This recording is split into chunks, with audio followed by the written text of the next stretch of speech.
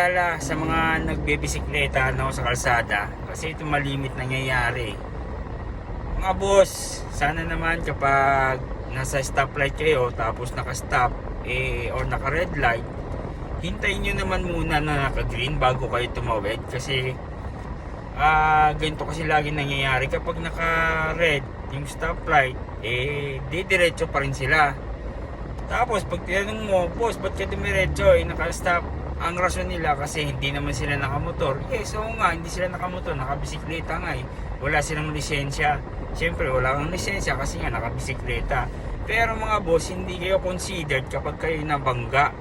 Isipin nyo, pag naka-stop kasi, kaya ang purpose ng stoplight, para mabigyan ng abiso yung bawat motorista na huminto muna kasi yung kabilang linya o sa kabilang kalsada ay mayroong tatawid or liliko. Kaya kayo, pagka hindi nyo sinunod, sigurado masasalpo kayo. Ngayon, kakaroon pa ngayon ng problema yung nakabangga sa inyo, imbis na,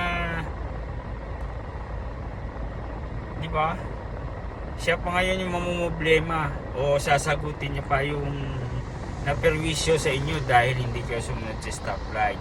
So, sana mga boss, sundin natin kahit pa nakabisikleta kayo, di ba? Pero na lang kung naglalakad kayo at may pedestrian naman at kung pwede kayong tumawid, makakatawid. So mas maganda pa nga siguro pag ganun, itulak mo na lang yung bike tapos tumawid ka doon sa pedestrian. Pwede siguro yung ganun. Pero yung iba kasi na nakita nang nag-stop, naka-red light, didiretso pa rin. Tapos biglang may liliko sa kabilang kalsada, yun, salpok. Diba? So sana naiisip yun ng mga nakabisikleta, ha? Kasi mahirap pag nabangga, na disgrasya, edi parehas kayo ng perwisyo.